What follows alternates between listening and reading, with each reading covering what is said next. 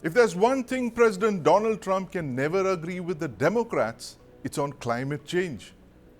In 2015, 196 countries agreed that the Earth's greenhouse gases were causing climate change on an unprecedented scale. They agreed to implement the accords that would reduce greenhouse gas emissions over several years. Now, what did Trump do in 2020 when he took over? In his first term, the US withdrew from the 2015 Paris Agreement. Joe Biden rejoined this pact on his first day in office on the 20th of Jan 2021. And now Trump has once again pulled the United States out of the Paris Climate Change Accord on his first day in office in 2025. There's no doubt that we're in the middle of one of the most serious threats to global climate. Hot and unpredictable weather, storms, wildfires, and hurricanes, these are all here to stay. And the US is the world's largest per capita emitter of greenhouse gases. In fact, a 2024 study predicts that Donald Trump's present moves to move out of the Paris Accord could add, believe it or not, 4 billion tons of emissions to the planet by 2030. What does this mean for the world and for climate change? Joining me to discuss this are Ambassador Meera Shankar, Dilip Chenoy, and in the studio is my colleague Karthik Malhotra. Karthik, make America drill again? Donald Trump's new motto. Yeah, Sandeep, I think, this is something that we've been hearing from Donald Trump right from his campaigning days, drill, baby, drill. That is something that he has used as a potent tool to really get that entire energy of the mining community along with him and his campaign. But while it is simple at some point to put an economic rationale to why Donald Trump is going after the natural resources, the liquid gold, so to speak, which is under the US soil, but what the leader of the free world, if I can put it that way, does for his domestic political grandstanding is something which can actually have negative consequences for the world as we go forward. If US, the world's largest economy and the largest per capita emitter of greenhouse gases, is willing to bury the planet just for political gains and some short-term economic gains, I think there's a very, very tough path ahead for the world, and it's going to actually put a lot more pressure on the rest of the world to emit less gases and still try and maintain that sub 1.5 degree increase in climate going forward. Yes, how's this going to be? Ambassador Shankar, as Karthik just mentioned, the leader of the free world has backed out of the Paris Accord of 2015, one of the most significant climate accords of our time. How does this, completely weaken the debate against climate change? The United States, just look at the irony of it. The US is today in the company of countries like Libya, Iran, and Yemen, which have yet to ratify the Paris Accords. Give us a sense of what we're looking at here. Look, opinion in the US has always been divided on climate change. You had George Bush Jr., who walked out of the Kyoto Protocol, Yes. and this back and forth between Republicans and Democrats has really set back global efforts to have a consistent path towards reducing carbon emissions. Clearly, Trump's decision to walk out of the Paris Agreement is a setback to global efforts. Last time when he walked out, it took almost the whole of his presidency for formalities to withdraw to be completed. Yes. And finally, the withdrawal occurred just days before Biden was being sworn in. So there was, a little lag between the time he took Yes. the decision and the time it actually came into effect. This time it's going to be quicker. It will be 1 year from the time he gives his notification for the notification to kick into effect. And of course, he's taken simultaneous decisions to give, that federal lands can be available Yes. for drilling for oil and gas, including in the wilderness of America. He's also withdrawn many of Biden's orders and decisions Yes. relating to climate change.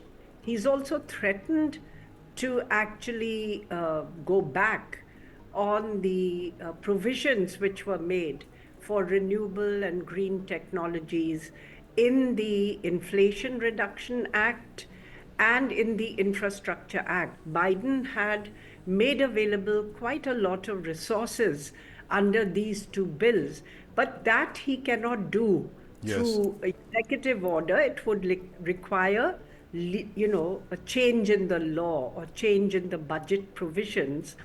And that would mean Congress will have to accept it. Yes. His majority in the lower house is quite thin. In the House of Representatives, it's just 5 or 6 seats.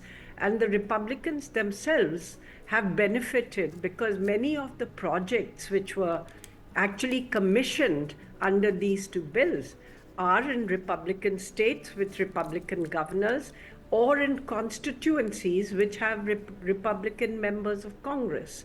So I think we'll have to wait and see there. There's one more point I would like to make, and that is that much water has flown under the bridge since the last time Trump walked out of the climate accord, because there is now an economic momentum to clean and renewable technologies, the costs of which have come down dramatically, and the fact that these are going to be the leading technologies of the future. So if the US really backtracks from this, it loses out on leadership in a key sector of the future economy. Businesses have embraced, climate change goals. States are very forward-looking, many of like California, cities. So it's a different ball game right now. It's a different ball game right now, Ambassador Shankar. But the most interesting aspect of what Trump has done is he's rolled back Joe Biden's targets on e-vehicles. He's cut back that target of 50% of e-vehicles in the next couple of years. And this is what we're trying to make sense of. Dilip Chanoy, give us an idea on how the automobile sector is looking at Trump's war on e-vehicles. It's interesting that when he spoke about rolling back these e-vehicle goals, you had Elon Musk, one of the world's largest e-vehicle manufacturers, sitting there in the audience. I guess he was happy with the Mars mission. He was too busy to notice what he just said about e-vehicles. But what is Trump's new moves? Explain to us what they mean for sustainable energy, renewable energy, and of course the e-vehicle sector, on which we're betting big time. So I think, there are 2-3 different things playing out, and I think Ambassador Shankar has very adequately, very eloquently explained how it is playing out in the US. But globally, if you look at the EV sector, there's the geopolitical implication which is behind Trump's actually announcement. Because currently, most of the lithium or most of the electric vehicle, most of the technology is kind of sourced from China. And so that is a thing which is actually not being stated, but is saying that how do you actually reduce dependence on China and all, and possibly you're going to see some action be taken on developing an alternate kind of propulsion model on different types of fuels, including alternate battery chemistry, etc., which may not necessarily be so dependent on China. But for globally, what happens in America, what happens elsewhere is a different issue. But globally, if you look at Europe, Japan, India, they all have the CAFE norms in place, and so is the US, right? He cannot change the CAFE norms, which is the corporate average fuel efficiency norms. And for most of the companies to achieve CAFE norms, they have to go electric. So you're going to see 2 things play out in the market. You're going to see some people, so it may not be 50% of the market by next date, but you will see a lot of the companies actually adopting different alternate fuel technology to achieve CAFE norms. The third thing which is going to play out, which is beyond, and then most of the companies have actually announced a movement to net zero with certain dates, right? So irrespective of what he does and irrespective of what the Paris Accord and everything that happens, responsible companies and for them to be able to get the consumers, because a lot of people are very now concerned about carbon footprint, etc. So corporates are possibly not going to let down on the net zero ambitions Right. and aspects like that. So you're going to see multiple things playing out. Possibly, if he manages to withdraw the concessions or the other things, companies will have to do it without that. But we have a lot of action actually happening on the climate change, and unfortunately, his statements are one thing, and like Ambassador Shankar said last time, it took 4 years. This time, it will be done in 1 year. Let's Yes. see how it progresses. Yeah, indeed. And, interesting point you made about the fact that this is basically denial of the Chinese supremacy. He wants to kind of cut down on China's complete domination of the electric vehicles sphere, Karthik. But, Trump's answer to that seems to be, in the short run, a return to petro-nationalism, as many are calling it. All these slogans of drill, baby, drill, and we're going to drill here and we're going to drill there. The liquid gold, under our feet. Is Trump trying to get his supporters to buy more petrol and diesel cars in the short run while the US figures out ways to curtail China's dominance in the EV sector? I mean, that's one way to look at it. And historically, Sandeep, the fuel guzzlers, the SUVs, those large trucks and pickup vehicles is something which has been very central to the American culture. Right. And especially if you were to look at it in a political context, the Republicans, the right-wingers are the folks who actually like to show off those big wheels Yes. and drive them on the roads. And of course, I mean, that is something which has a lot of, energy which gets consumed from fossil fuels. Now, at one level, yes, this could be a petrol nationalism that you're talking about. At another level, I think he has also gone ahead and said that there is a national energy emergency that he is declaring. Right. Now, what is this emergency? Technically speaking, there is no dearth of energy sources available to the US. Yes. But I think in the short term, Donald Trump, especially in the next 4 years, I mean, I don't know whether you classify that as short term or not too short a term in the history of a nation, but Yes. there are ample avenues of energy available to Donald Trump and Right. the USA. But I think what Donald Trump really wants to do is export and rake in those dollar revenues for the energy export that USA Right. does at one level. And at the other end, I think what Dilip Chinoy was also referring to is Yes. that, I mean, what is an electric vehicle? 70% of the cost of an electric vehicle is the battery. Yes. And 90% of lithium-ion batteries are made in China.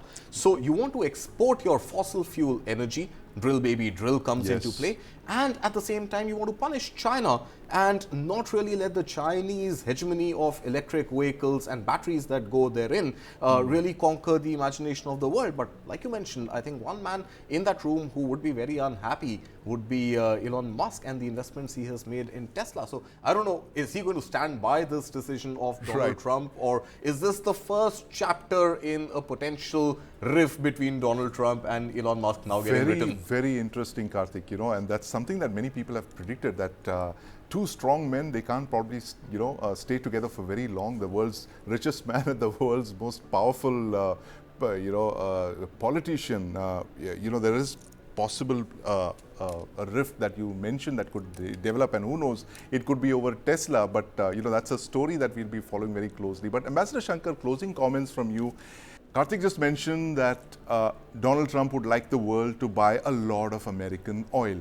We are the world's second largest energy importers after China. What does this mean for us? Do you think Trump is going to get us to buy a lot of oil?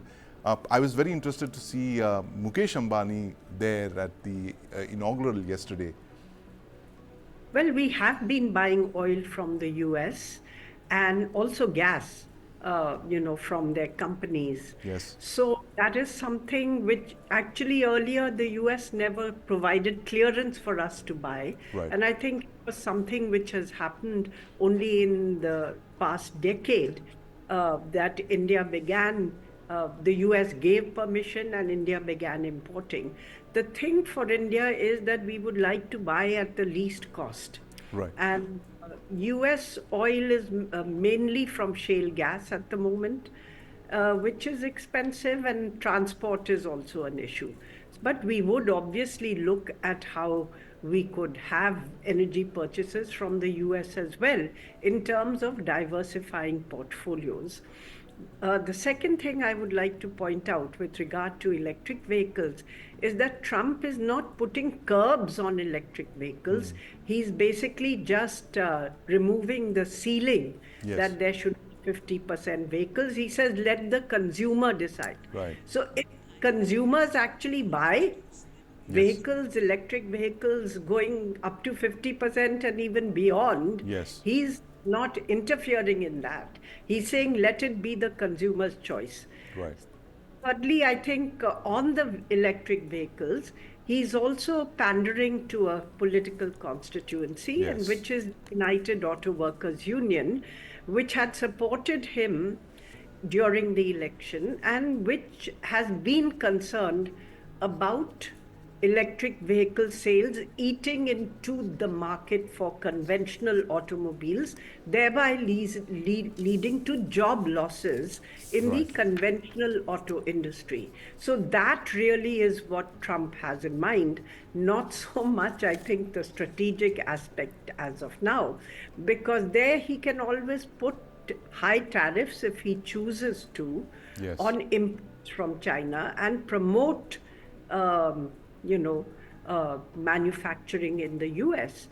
The US is also at the, frontier of looking at alternative battery technologies, sodium ion and other batteries, which will not be so dependent on lithium or other resources which the Chinese control, because not only do they have large resources, but they have acquired rights over resources in many other countries while other countries were sleeping. Overall, I think it is a setback to have, the leading country in the world walk Yes. out of the Paris Agreement. And this means, of course, that US funding for green technologies Yes. and for renewable technologies in other countries will dry up. Right. The private resources, because there are a lot of private funds now which are lending for clean technologies, for upgrading technologies, and so on. Yes. Those will still be accessible. But US government funding Yes. for clean programs, clean technology programs in developing countries and multilateral institutions could dry up. Absolutely. That's one of the biggest kickback, the fallouts of this big decision that Donald Trump seems to have taken to go walk out of the Paris Accords. The fact that, as you mentioned, Ambassador Shankar, the fact that the United States, which is the leading techno-economic giant in the world, could actually stop funding these cutting-edge green technologies. But that's Donald Trump for you as he tries to make America drill again. Thank you very much for joining us, Dilip Chenoy, Ambassador Shankar, and my colleague Karthik Malhotra. Continue to stay with me for the next segment on Trump's greatest shows on earth, coming soon.